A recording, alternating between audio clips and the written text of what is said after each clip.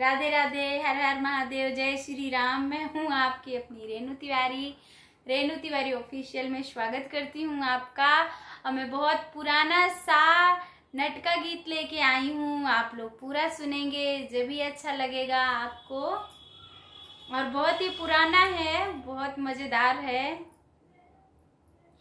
के बोवावई मकई, के बोवावई मकई, नदिया नरवा के किनरवा के बोवावई मकई, नदिया नरवा के किनरवा के बोवावई मकई।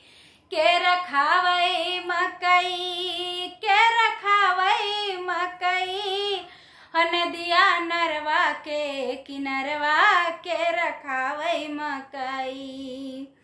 हमरे ससुर जी जिलेदार हैं, घर के मुखिया कहाए। हमरे ससुर जी जिलेदार हैं, घर के मुखिया कहाए। वही बोवा वही मकई, वही बोवा वही मकई, हाँ हमारी सासू छमक छल्लो वही रखा वही मकई। के हमारी सासू छमक छल्लो वही रखा वही मकई। कि नदिया नरवा के किनरवा के बोवा वही मकई। कि नदिया नरवा के किनरवा के बोवा वही मकई। जेठ हमारे थानेदार हैं, सब पे हुक्म डलावे। जेठ हमारे थानेदार हैं, सब पे हुक्म चलावे। वही बोवा वही मकई, वही बोवा वही मकई, हमारी जठनी पूनम ढिल्लो वही रखा वही मकई। के हमारी जठनी पूनम ढिल्लो वही रखा वही मकई।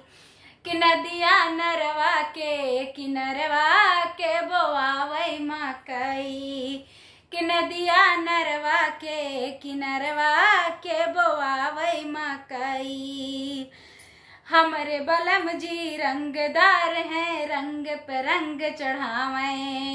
हमारे बलम जी रंगदार हैं, रंग पे रंग जमावे। हमारी ननदी पूनम ढिल्लो वही रखा वही मकई। कि हमारी ननदी पूनम ढिल्लो वही रखा वही मकई। कि नदी नरवा के किनरवा के बोवा वही मकई। कि नदिया नरवा के किनरवा के रखा वही मकई।